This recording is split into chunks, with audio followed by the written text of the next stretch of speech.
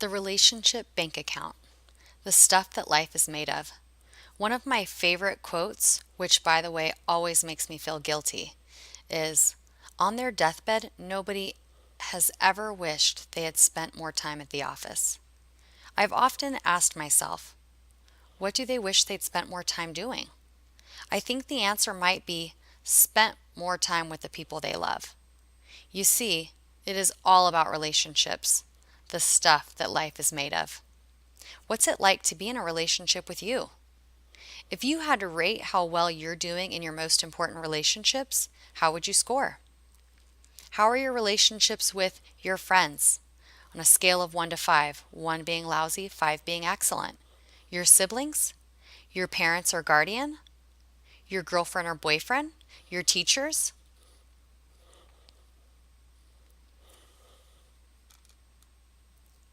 Maybe you're doing pretty well. Maybe not. Either way, this chapter is designed to help you improve these key relationships. But before we go there, let's quickly review where we've just come from. In the private victory, we learned about the personal bank account and habits 1, 2, and 3. In the public victory section, we'll learn about the relationship bank account and habits 4, 5, and 6. As we've already discussed, the key to mastering relationships is first mastering yourself, at least to some degree. You don't have to be perfect. You just need to be making progress. Why is success with self so important to success with others? It's because the most important ingredient in any relationship is what you are. As the essayist and philosopher Ralph Waldo Emerson put it, who you are speaks so loudly I can't hear what you're saying. In many cases, if you're struggling in your relationships, you probably don't have to look much further than yourself for the answer. The private victory will help you become independent so that you can say, I am responsible for myself and I can create my own destiny. This is a huge accomplishment. The public victory will help you become interdependent. That is, help you learn to work cooperatively with others so that you can say, I am a team player and I have the power to influence and inspire people. This is an even greater accomplishment. The long and short of it is, your ability to get along with others will largely determine how successful you are in your career and your level of personal happiness. Now back to talking about relationships. Here's a practical way to think about them. I call it the Relationship Bank Account, RBA. In an earlier chapter, we spoke about your personal bank account, which represents the amount of trust and confidence you have in yourself. Similarly, the relationship bank account represents the amount of trust and confidence you have in each of your relationships. The RBA is very much like a checking account at a bank.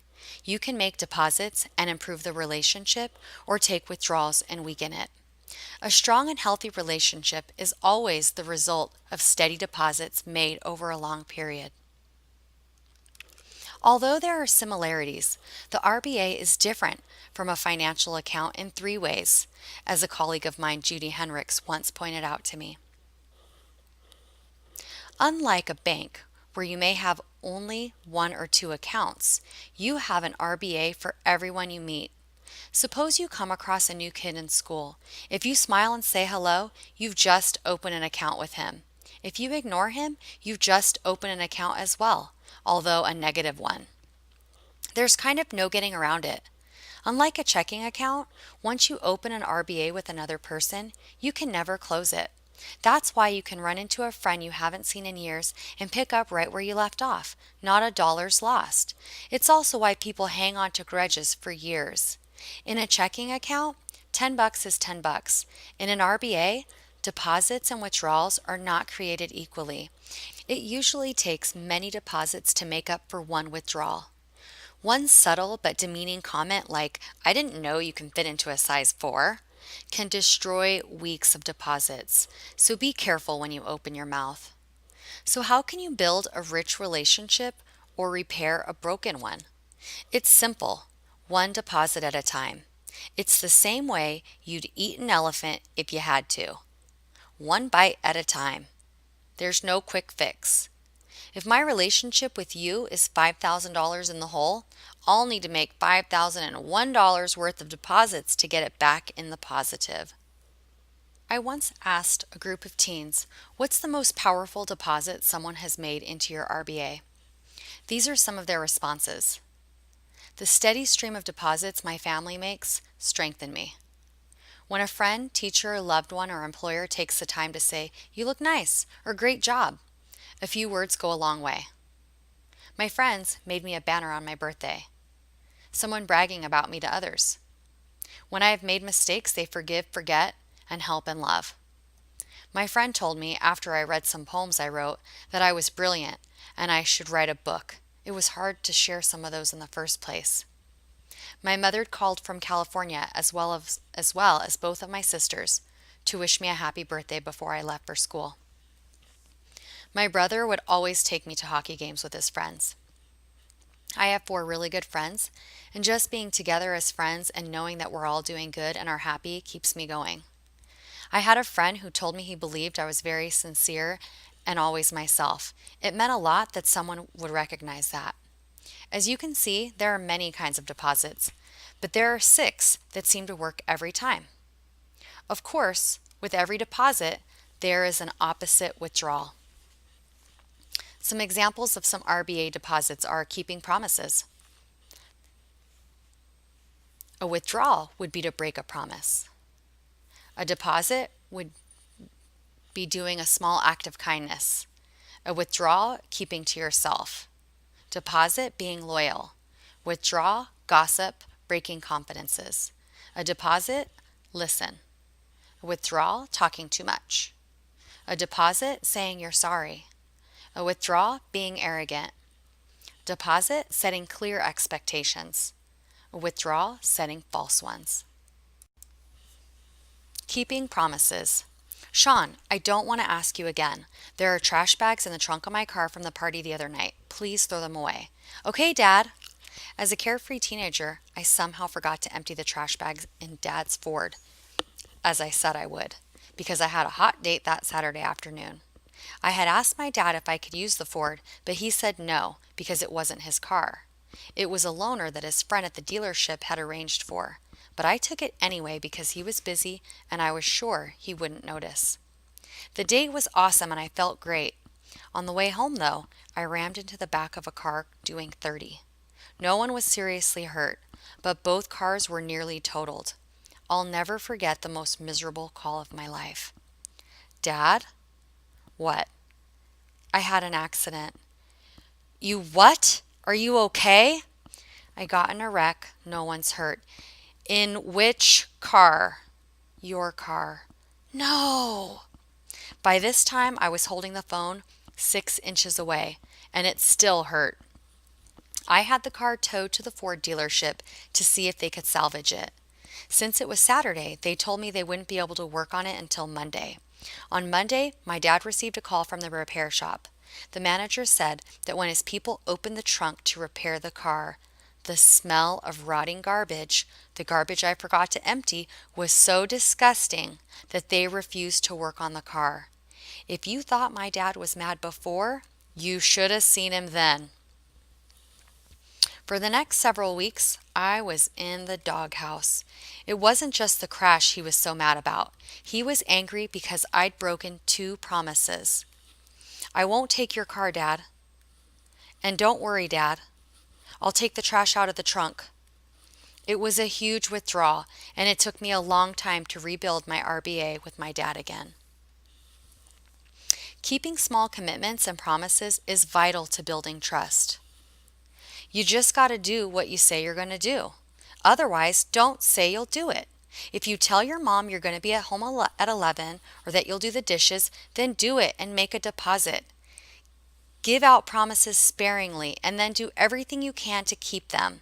If you find you can't keep a commitment for some reason, it happens, then let the other person know why. Ah, sis, I'm really sorry I can't come to your play tonight. I didn't realize I have soccer later. Promise I'll be there tomorrow. If you're sincere and try to keep your promises, people will understand when something else comes up. If your RBA with your parents is low, try building it by keeping your commitments. When your parents trust you, everything goes so much better at home. But I guess I don't need to tell you what you already know. Do small acts of kindness. Have you ever had a day where everything's going wrong and you feel totally bummed out, and then suddenly out of nowhere, someone says something nice to you and it turns your whole day around? Sometimes the smallest things, a hi, a smile, a compliment, a hug, a funny text from a friend, can make such a big difference. If you want to build friendships, start by doing the little things, because in relationships, the little things are the big things. As Mark Twain put it, I can live 3 months on a good compliment.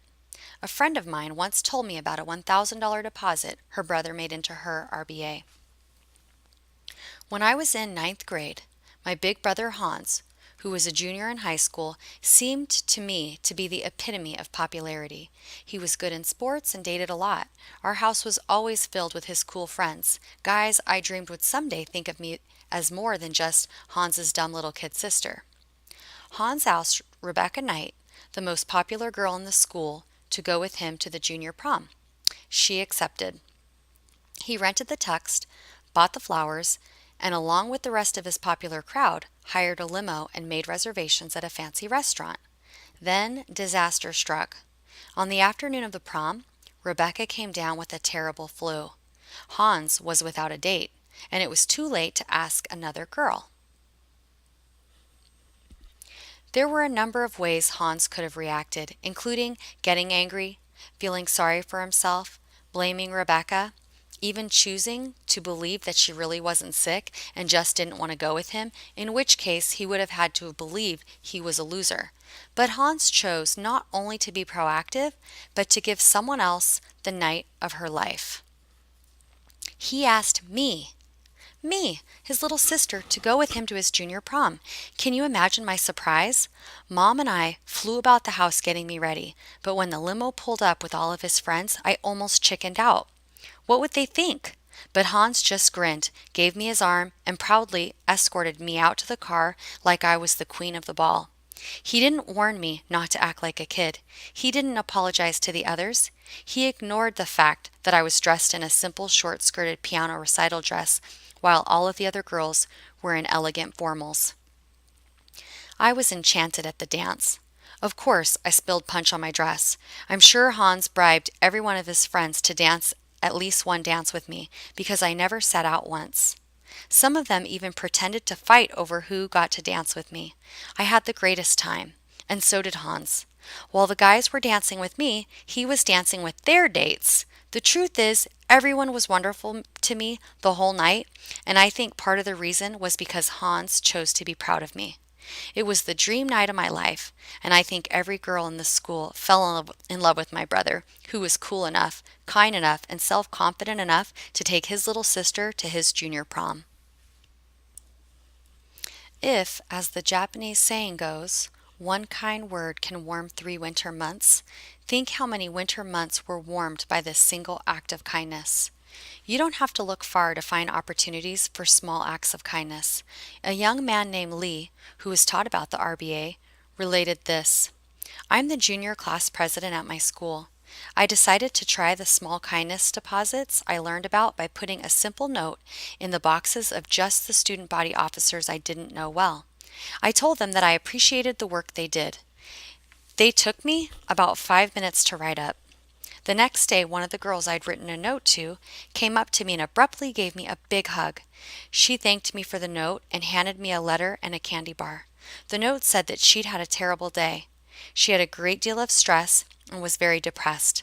My small note had turned her whole day around, helping her to happily accomplish the things that had caused her so much grief.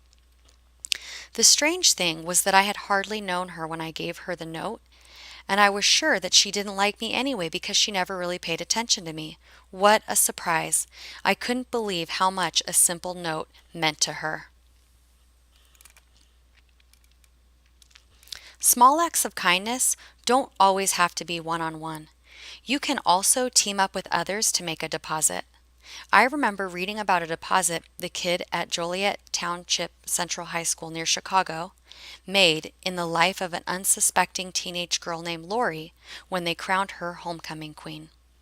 You see, unlike most of the students at Joliet, Lori had a disability and made her way around the school in a motorized wheelchair. Because of cerebral palsy, her words were often difficult to understand and her movements uneasy.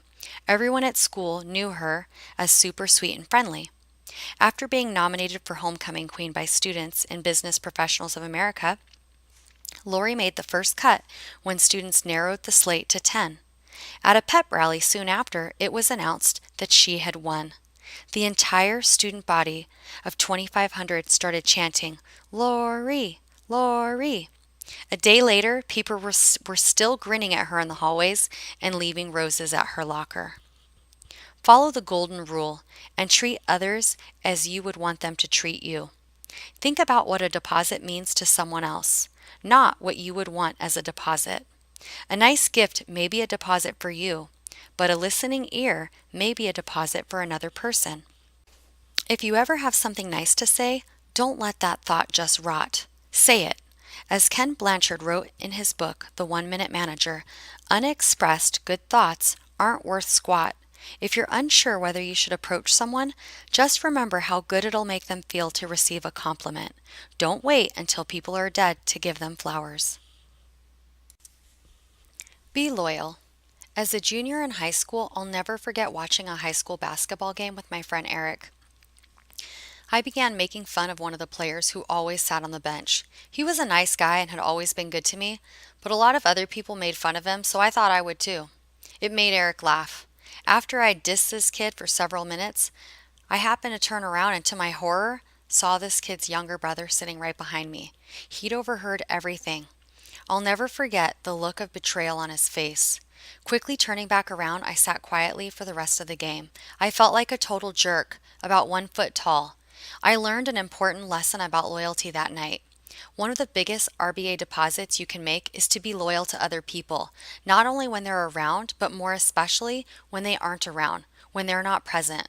When you talk behind people's backs, you're only hurting yourself in 2 ways. First, you make withdrawals from everyone who hears your comments. If you hear me trash Ethan when Ethan isn't there to defend himself, what do you think I'm going to be doing when you're not present? That's right, I may be gossiping about you too. Second, when you badmouth or gossip, you make what I call an invisible withdrawal from the person you're attacking. Have you ever sensed that someone's been trashing you behind your back? You didn't hear it, but you can feel it? It's strange but true. If you sweet talk people when they're facing you but trash talk them when their backs are turned, don't think they won't feel it. It somehow gets communicated. Gossiping is a huge problem among teens, stereotypically among girls, but guys do it too. Everyone does it. Guys often prefer other methods of attack. We call them fists.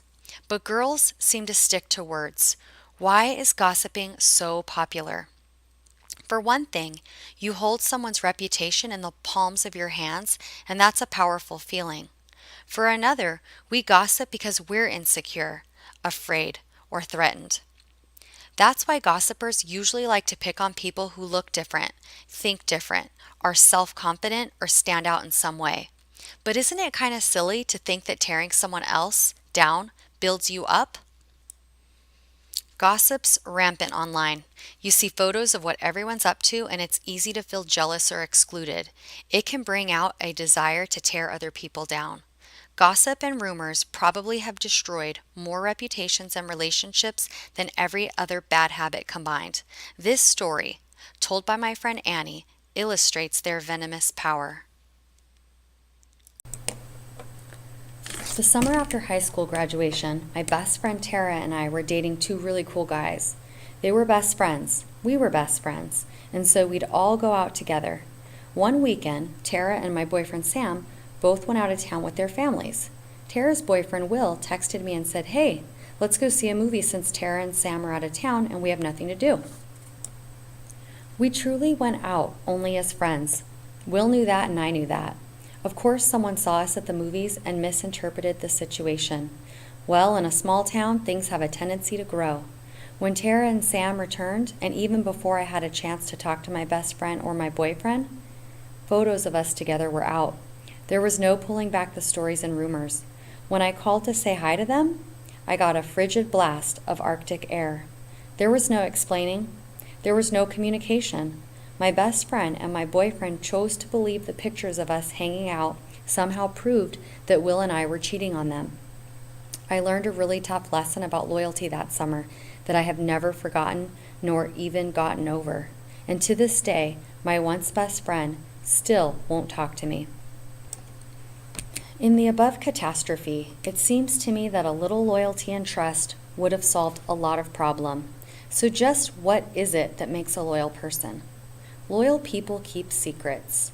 When people share something with you and ask you to keep it just between you and me, then for goodness sake, keep it just between you and them, instead of running out and telling every last soul on GChat every juicy detail as if you had no control over your bodily functions. If you enjoy being told secrets, then keep them secret and you'll get more of them told to you. Loyal people avoid gossip. Have you ever been hesitant to leave a party because you're afraid someone might start gossiping about you? Don't let others think that about you. Avoid gossip like the plague. Think well of others and give them the benefit of the doubt. This doesn't mean that you can't talk about other people. Just do it in a constructive way. Remember, strong minds talk about ideas. Weak minds talk about people. Loyal people stick up for others. The next time a group starts gossiping about another person, either refuse to participate in the gossip or stick up for that person. You can do so without sounding self-righteous. Katie, a senior in high school, shared this story. One day in my English class, my friend Matt started talking about a girl I knew in my neighborhood, although we'd never been close friends. His friend had taken her out to a dance, and so he started saying things like, "She's such a snot, and she's so ditzy." I turned around and said, "Excuse me, but Kim and I have grown up together, and I think she's one of the sweetest people I've ever met." After I said it, I was kind of surprised at myself. I had actually been struggling to get along with her. Even though Kim never knew what I said about her, my attitude toward her changed, and we became really close friends. Matt and I are still good friends. I think he knows he can count on me to be a loyal friend. Steering clear of a gossip pile-on takes courage, but after the initial discomfort it may cause you, people will admire you. They'll recognize that you're loyal to the core. I'd make an extra effort to be loyal to your family members, since these relationships will last a lifetime. Listening to someone can be one of the single greatest deposits you can make into another's RBA. Why? Because not enough people these days listen. Furthermore, listening can heal wounds, as it did in the case of this 15-year-old named Tawny. At the beginning of the year, I was having communication troubles with my parents. They were not listening, and I was not listening. It was one of those "I'm right and you're wrong" kind of things. I would come in late and just go to bed, and in the morning I would have breakfast and go to school and not say anything. I went to see my cousin, who is older than me and in her 20s, and said, "I need to talk to you." We went for a drive across town so we could be alone. She listened to me freak out and cry and scream for 2.5 hours. She really helped me a lot because she just listened to all of it. She was optimistic that it would be all right and suggested that it might help if I try to win back my parents' trust. I've been trying to see things from their point of view lately. We are not fighting anymore, and things are getting back to normal. People need to be listened to almost as much as they need food. And if you'll take time to feed them, you'll create some fantastic friendships. We'll talk about listening a lot more when we get to habit 5. Seek first to understand, then to be understood. It's up ahead. Saying you're sorry when you yell, overreact, or make a stupid mistake can quickly restore an overdrawn bank account. But it takes guts to go to a friend and say, "Look, I was wrong. I apologize," or "I'm sorry." It's especially hard to admit that you made a mistake to your parents because, of course, you know so much more than they do. 17-year-old Lena had this to say: "I know from experience how much an apology means to my parents. It's like they forgive me for almost anything and are ready to start over if I admit my mistakes and apologize. But that doesn't mean it's easy to do. I recall one night recently when my mother confronted me with something she didn't approve of that I had done. I didn't fess up to any of it. On the contrary, I ended up acting like they were total jerks and slamming the door to my room right in front of my mother's nose. As soon as I got inside my room, I felt sick about it. I realized I probably had known all along I was wrong and that I had been extremely rude. Should I just stay in my room and go to bed and hope it would blow over? Or should I go upstairs and apologize? I waited about 2 minutes and then took the high road and went straight to my mom, gave her a big hug, and told her how sorry I was for acting that way. It was the best thing I ever could have done. Immediately, it was as though it had never happened. I felt light and happy and ready to concentrate on something else. Don't let pride or a lack of courage stand in the way of saying sorry to people you may have offended. It's never as scary as it seems, and it'll make you feel so good afterward.